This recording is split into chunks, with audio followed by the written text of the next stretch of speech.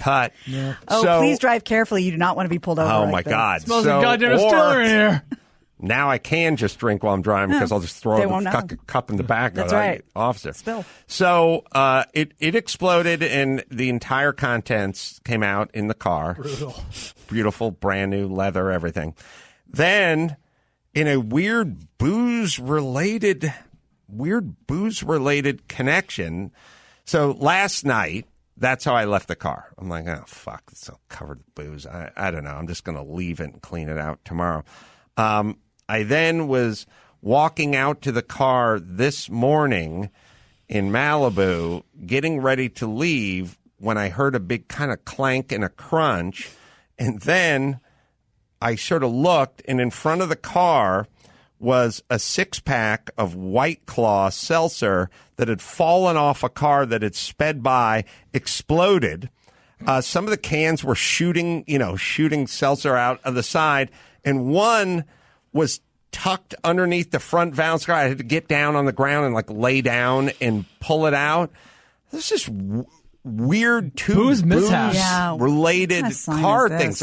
It's like somebody, I didn't even see the car. I just heard it. Like somebody sped by and an unopened 6-pack of White Claw just fell out of their car, landed right in front of my car, sent cans everywhere and under my car. And I had to fish them out because I was going to run over them. Good thing you're not in recovery. Yeah, I know. Was there one can we're salvaging? I salvaged. He shotgunned it because it was already spraying. Salvaged 4. All right. Out of the 6. 2 of them had pinholes. All right. Also, in other news, like booze. Drew was in here talking to me all about his Peter Luger situation. The steak place? Yeah. So there was a shooting at Peter Luger's steakhouse. In Brooklyn? Yeah. I don't know. We could probably find the story somewhere there, Max Panna.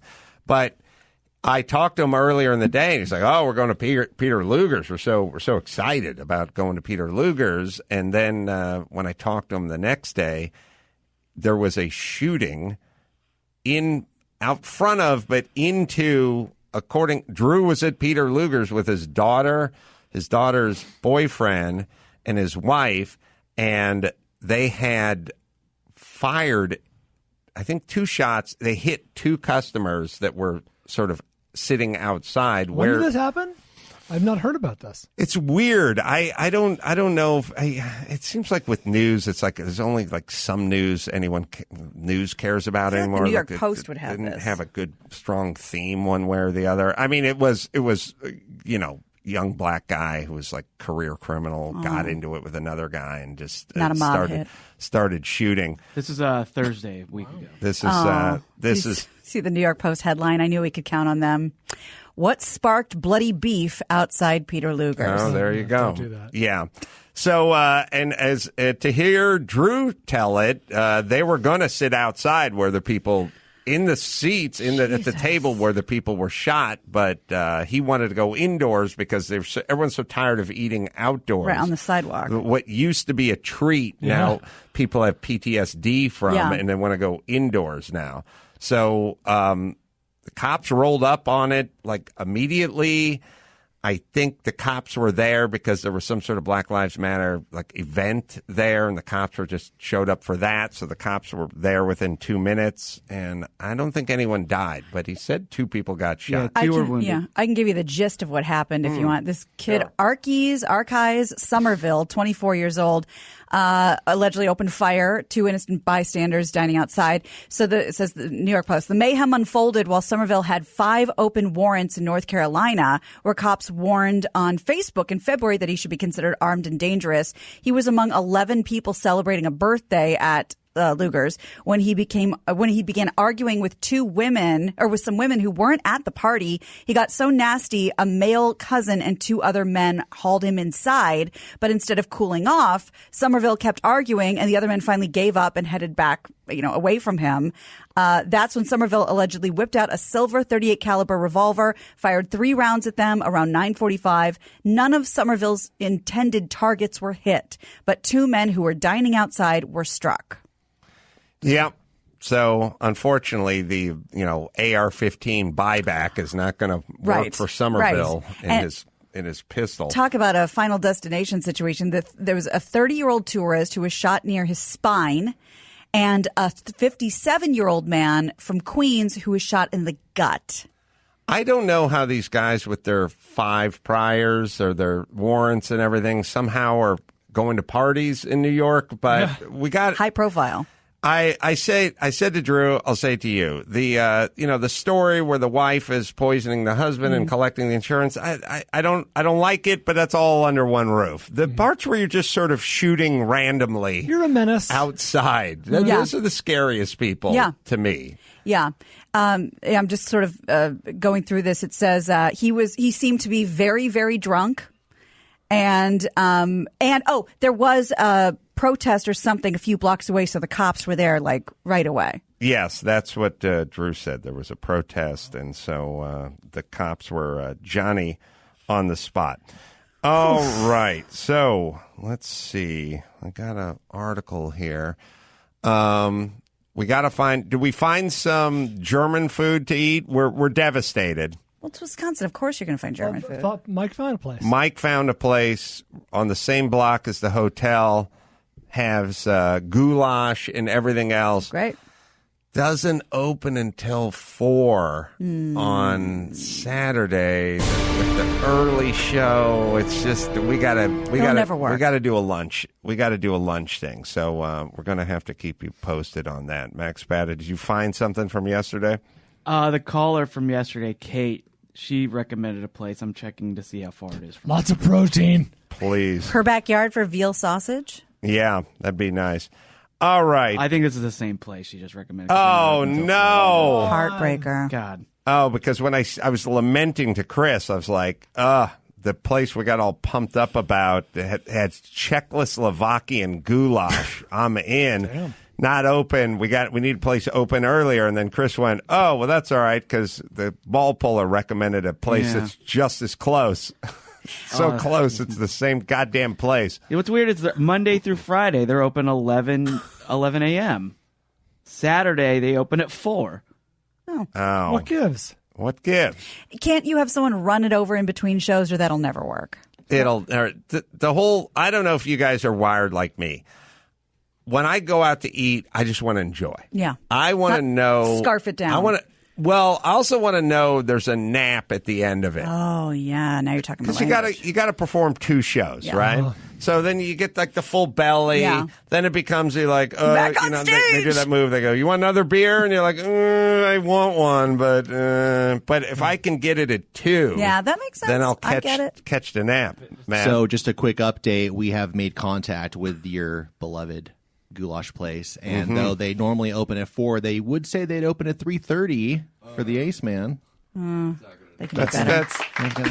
Tell them that's a C-list star treatment. We're looking for a little B+ star treatment. And I'm sorry, but you know how they say, like, well, you're an LA 4, but you're a Wisconsin 10? Look, for Appleton, come on, they're not going to do any better. Yeah, Clooney's not coming in Sunday. I have family there, trust me. We may also have another option. It doesn't look like they've got the goulash, but they do have some schnitzel and stuff, and it's open more lunchtime-y kind of hours. It's more of like a pub, brewery kind of place, but yeah, we'll work on it. But your clock's ticking, because this is all we do. That's why he's going to Appleton. It's all super early flights. Yeah. It's all connecting flights. It's all shows and green rooms and everything. And then there's the German food. Speaking of which, not too late to change to a red eye tonight. Get there like 8 a.m, catch a little nap, and then get some lunch. Thank you for your input, Brian. All right. Just so we don't go through this, we don't want to to go through this again for Kansas City. Is my mother bringing you barbecue, or isn't she? Or do you just want me to tell you which Jack stack to go to? Yeah, where to go in Kansas City. That's going to be at the Arvest Bank Theater, September 11th. Used to be the Midland.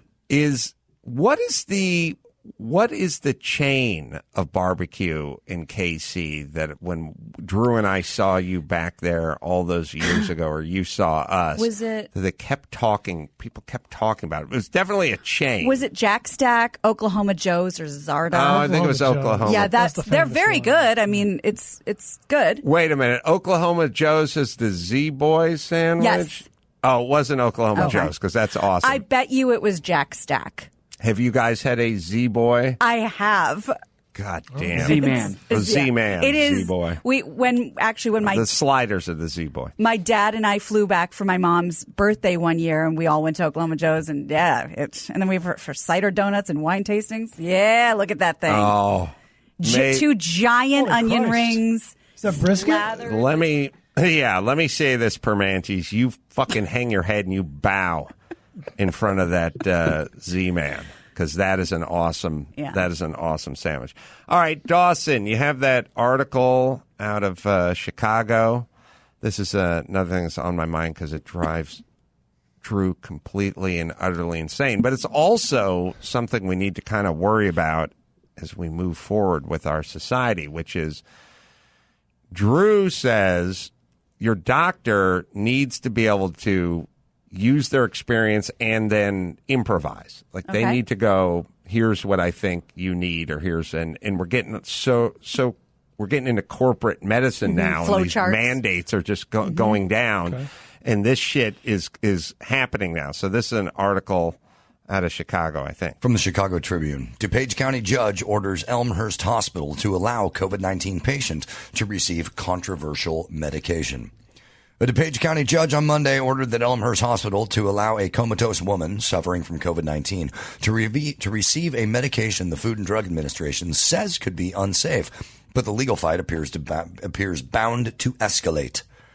Nerji Fipe, 68, of Elmhurst, has been in intensive care at the hospital since early April and is now on a ventilator, according to testimony at the court hearing.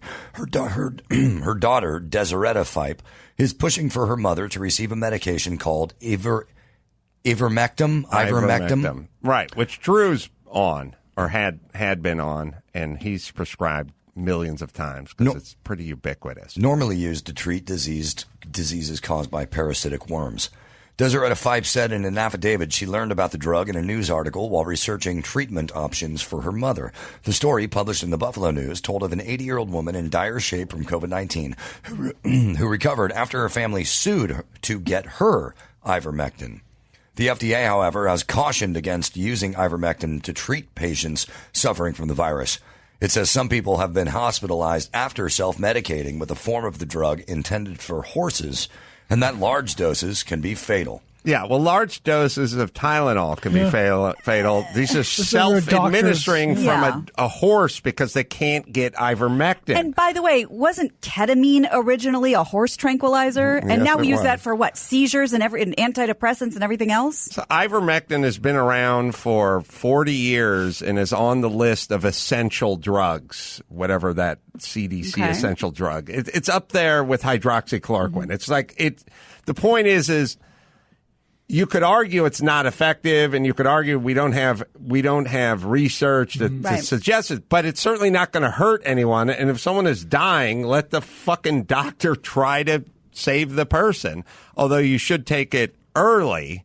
I think in this article, the poor daughter wanted to get it to the mom early, and they said, no, not going to do it. Sorry, keep going. Another federal agency, the National Institute of Health, has taken a more measured stance, saying that while the drug is well tolerated when used for its intended purposes, there isn't enough information to allow a recommendation for or against using it to treat COVID-19. But if it's well tolerated, it's well tolerated. Well, because it's, again, all you have to do is you don't need to be a doctor. If the stuff's ubiquitous, been around for 40 years, and it's been handed out all over the world times billions of doses, and there's people who have, it's like if somebody had lupus, then they would just be on hydroxychloroquine perpetually. So how dangerous could it be? But listen, if someone is dying, Brian got an experimental medication. Never should have happened. Well, what if they fought every ounce? We don't have any studies. It's Even more applicable is it wasn't experimental. It was off-label, right? It was meant for this thing, and they used it for my thing, and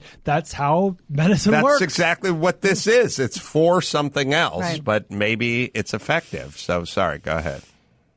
Elmhurst Hospital's attorney, Joseph Monahan, said that at the hearing, none of its doctors would agree to administer ivermectin for COVID-19. So this is the scary part. None of the doctors would agree to do this for this dying because lady. Who's going to sue them? What are they afraid of? It is The FDA is going to? I don't know what's going on recently, but it's like there's this thing going on, which is we bring up something like ivermectin or hydroxychloroquine.